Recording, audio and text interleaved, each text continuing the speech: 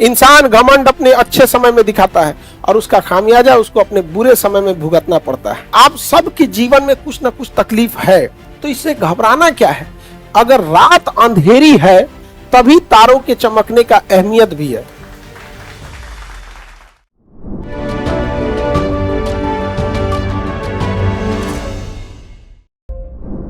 हमको सबसे बड़ा गिफ्ट चाहिए आप लोग की नौकरी। समझ में आ गया कि नहीं आ गया? तो सारे लड़के लोग लड़की लोग ऑनलाइन ऑफलाइन जहां भी हैं, सबसे बड़ा हमारे लिए गिफ्ट होगा, आप अपनी सैलरी से माता पिता के हाथ में एक बार पहली सैलरी रखिए, वो मेरे लिए सबसे बड़ा गिफ्ट होगा। अभी आप लोग के लिए ठीक ठाक समय है। समय ठीक ठाक इसलिए है कि अभी आप लोग नए नए आए हैं पटना के लिए, नए नए आए हैं। एक समय बीतेगा ना तो गार्जियन का प्रेशर आने लगेगा, खुद से एक अजीब लगने लगेगा, खुद से लगेगा अजीब कि हम इतने साल से हो गए हैं अभी तक रिजल्ट नहीं हुआ। तो खराब समय में ही अच्छे समय में अपने खराब समय की तैयारी कर लीजिएगा। और जो गलती पूरे बिहार वाले कर रहे हैं वो नहीं करेंगे। हम बिहार वालों को पीछे केवल हम लोग अपने आप को पीछे करके रखे हैं। लोग यहाँ रीजन समझते क्या, हम लोग क्या करते हैं ना कि जब हम लोग का अच्छा समय आ रहा होता है तो हम सबसे घमंड में हो जाते हैं, ऐठ में हो जाता है। अरे हमरा कौन करेगा रे, तुम देख लेंगे, धुआं धुआं कर देंगे, ये कर देंगे। गलती से नहीं। इंसान घमंड अपने अच्छे समय में दिखाता है और उसका खामियाजा उसको अपने बुरे समय में भुगतना पड़ता है। हम लोग देखिएगा आज अपने गांव मोहल्ला में देखिएगा, शहर में, रिश्तेदार में देखिए, एक दूसरे से जलन जरतुआ ही रख रहा है। जानते हैं क्यों? क्योंकि उसका ठीक समय चल रहा है। आप अपने ठीक समय में आप किसी को नीचा दिखाइएगा, जिस दिन समय खराब रहेगा उस दिन तो वो आपका साथ नहीं देगा बल्कि और फायदा उठा के कचर देगा। और ये चीजें इतनी बड़ी पैमाने पे हो रही है जिस वजह से कोई किसी के साथ नहीं दे रहा है। इसलिए कभी किसी का मजाक नहीं उड़ाइएगा यहाँ पर। और आप सबके जीवन में कुछ ना कुछ तकलीफ है, तो इससे घबराना क्या है।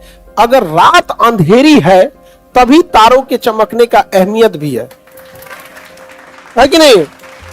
जीवन में अगर तकलीफ ही नहीं होगा, चुपचाप एक अमीर घर में जन्म लिए, खाने पीने का कोई कमी नहीं था, आधा घंटा पढ़ते थे, मम्मी हॉर्लिक्स लेके आ जाती थी, बाबू पी लो। तो जो जो समाज में बोला था ना कि लड़की को क्यों पढ़ा रहे हैं, लड़की को पढ़ाए क्या फायदा है, उसके घर के सामने आधा घंटा वही नगाड़ा बजवाइएगा। नहीं समझ में आ गया? आधा घंटा। बहुत सारे लड़कियों को लोग पढ़ाई से रोक देते हैं। अच्छी अच्छी लड़कियां जो पढ़ने में बहुत अच्छी हैं, उनको भी गार्जियन रोक देते हैं। उनकी थिंकिंग पता नहीं क्या हो जाती है जिसका। अच्छा, कई आदमी हम लोग से कहते हैं कि लड़की से नौकरी नहीं कराना है। मत कराओ यार, पढ़ा देना, डॉक्टर बना दो। नहीं करना है, नहीं करेगी। नहीं समझाएगा?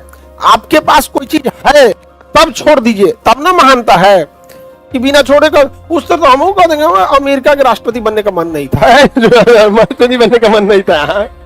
ये कोई बात है? तो गलत लोग भी माँ बाप अगर भेजे यहाँ पढ़ने के लिए तो उसका सदुपयोग कीजिएगा।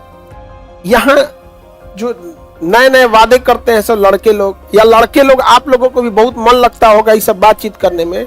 याद रखिएगा, स्टूडेंट लाइफ में जिस चीज से आपको बहुत खुशी मिली होगी ना, जिस लम्हों में आप खूब खुश रहेंगे ना, 2-4 साल बाद उन्हीं लम्हों को याद करके रोएंगे कि ये गलती नहीं किए रहते तो आज हम भी सफल होते। हम लोगों के पास देखो, पढ़ाई बहुत टफ नहीं है। दुनिया का सबसे आसान काम है पढ़ना और पढ़ाना। हम लोग का उद्देश्य है कि एजुकेशन को कैसे भी करके एफोर्डेबल बनाया जा सके। हर चीज का कुछ ना कुछ उद्देश्य होता है। कोई पैसा कमाने के लिए, कोई फेम कमाने के लिए। हम लोग का उद्देश्य है हम लोग व्यवस्था चेंज करें। जैसे अभी आप गौर से देखेंगे, अब एक व्यवस्था, एक दौर आ चुका है जब सब लोग का कहना है कि एजुकेशन को व्यापार मत बनाइए। एक समय था कि जिन टीचरों का शकल देखने के लिए 2 लाख रुपया दिल्ली और कोटा में जाके देना होता था, आज वो शिक्षक आपके शहर में आके महज कुछ पैसों में पढ़ा के जा रहे हैं कि नहीं जा रहे हैं? तो एक व्यवस्था में चेंज लाए हम लोग। पहले रक्षाबंधन लोग घरे में मना लेते थे। आज व्यवस्था में वो चेंजिंग आई है कि पूरी दुनिया देखती है कि रक्षाबंधन कैसा है। नहीं समझ आ गया?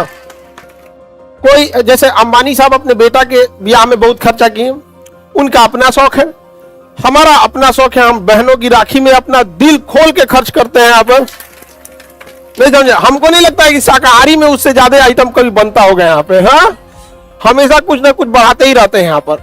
और उस दिन मांसाहारी नहीं ना खाया जाता है जी। हर मांसाहारी में किचाइनो ढेर हो जाता है, तो उस दिन तो हमारा अपना व्यवस्था, दो चीजों में चेंजिंग हुआ कि नहीं। तीसरी, आप गौर करिएगा कि पहले एक टेस्ट होता था एग्जाम वगैरह पे, हम लोगों ने एक नई व्यवस्था स्थापित करने की कोशिश की कि जिस तरह से आयोग सेंटर बुक करता है, वहां एडमिट कार्ड जारी करके एग्जाम का सेंटर लेता है, अब हम लोग उस तरह से जो भी कंपटीशन, चाहे वो बीपीएससी हो या फिर दरोगा हो या अभी यूपीएससी आ रहा है या जो भी सचिवालय लेवल का, उसमें हम लोग सेंटर भेज के अब वहां एग्जाम कंडक्ट कराएंगे। तो पहले कोचिंग में टेस्ट होता था, अब हम लोग की मेरा मुख्य उद्देश्य यही है कि धीरे धीरे 6 महीना साल भर के अंदर इसे व्यवस्था के रूप में स्थापित कर देंगे। अब कोचिंग में टेस्ट होगा और सेंटर पे जाके क्या देना पड़ेगा, एग्जाम, उसके लाखों रुपए खर्च आते हैं, मतलब अमूमन 10-12 लाख रुपए आते हैं एक बार टेस्ट कंडक्ट कराने के लिए, एक बार एग्जाम कंडक्ट कराने के लिए, सेंटर बुक करना, पुलिस फोर्स देखना, फिर वहां हर चीज का एक एक बेंच पे, यहाँ पे एक व्यवस्था स्थापित हुई कि नहीं हुआ। पहले लगता था कि कोचिंग में पढ़ाई होती है, आज भी पटना का जितना भी बड़ा अस्पताल हो, जब उसके यहाँ ब्लड खत्म हो जाता है तो लोग कहते हैं कि चल जाओ भैया, लास्ट ऑप्शन चल जाओ यहाँ खान सर के पास, लास्ट ऑप्शन जा यहाँ पे, यहाँ आज के ले जाए, यहाँ पे होता है। उसके 1-8% होते होंगे जो मिसयूज के लिए भी आ जाते होंगे। हालांकि अनुभव हमें सिखा दिया है कि अब कोई आता है तो हम कहते हैं कि भैया देखो, हमको एक पूरा डॉक्टर का प्रिस्क्रिप्शन से अब हम लोग को भी पता चल जाता है कि हाँ भैया इनको सच में जरूरत है कि नहीं है। तो एक व्यवस्था चेंज हुआ कि नहीं हुआ। तो कहीं पे भी आप रहिएगा, चाहे जिस डिपार्टमेंट में आप जाइए, वहां कोशिश कीजिएगा कि कोई एक व्यवस्था चेंज करे। आज अगर कोई रिक्शा वाला, सब्जी वाला या कोई ऐसा व्यक्ति है जो बच्चे को नहीं पढ़ा सकता है, जो बहुत अंडर मतलब पॉवर्टी के बहुत नीचे है, तो उसको एक उम्मीद के तौर पे केजीएस को देखता है कि नहीं हम वहां भेज के हम अच्छा से पढ़ा देंगे यहाँ पर। और आप लोग को जब भेजा गया है तो उसका यूज कीजिए। मिसयूज करेंगे और खाली हाथ लौटेंगे तो खाली हाथ लौटने से ना सबसे ज्यादा तकलीफ आपको आए ही क्यों थे जब खाली हाथ लौटना था। तो क्योंकि जब आप एक अभी क्या है कि आप पढ़ाई लिखाई कर लिए, और पढ़ाई लिखाई करने के बाद आपकी वो थिंकिंग ब्रॉड हो गई है कि हमारी पर्सनल लिबर्टी भी होती है, हमारे राइट्स भी हैं, हमें भी इज्जत चाहिए, समाज में बराबरी का हक चाहिए। लेकिन अगर अब खाली हाथ लौटिएगा ना, खास करके लड़की लोग, तो जीना और मुश्किल हो जाएगा। छोटा बच्चा को देखिए ना, उसको नया खिलौना दिला दीजिएगा ना, नया खिलौना, तो मेहमान के सामने अपने गड़िया के रगड़ेगा, देखिए मेरा गाड़ी कैसे भाग रहा है, आपको क्या लगेगा, बच्चा है अभी। उसी तरह से अभी कई लड़कों मोटरसाइकिल है लेके ऐठ रहा है, वो सभी अभी बच्चा है आप। लेकिन कुछ भी कर सकते हैं, एज का कोई बाउंडेशन नहीं है, लेकिन पढ़ाई के लिए बाउंडेशन हो जाता है, फिर आपको खुद से अजीब लगेगा, तो दोबारा मन भी नहीं लगेगा पढ़ने के लिए। तो बेटर ये है कि ये मौका है, इसको मत गंवाइए।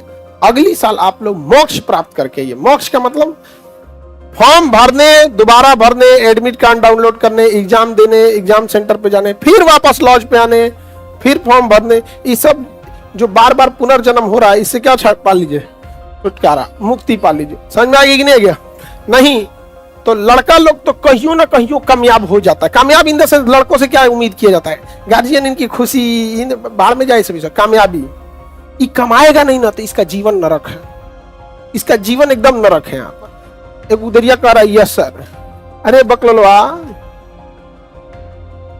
तुमको जो अभी लग रहा है यस सर नो सर ना, एक दिन रोएगा, नहीं समझ में आएगा तो यहाँ पर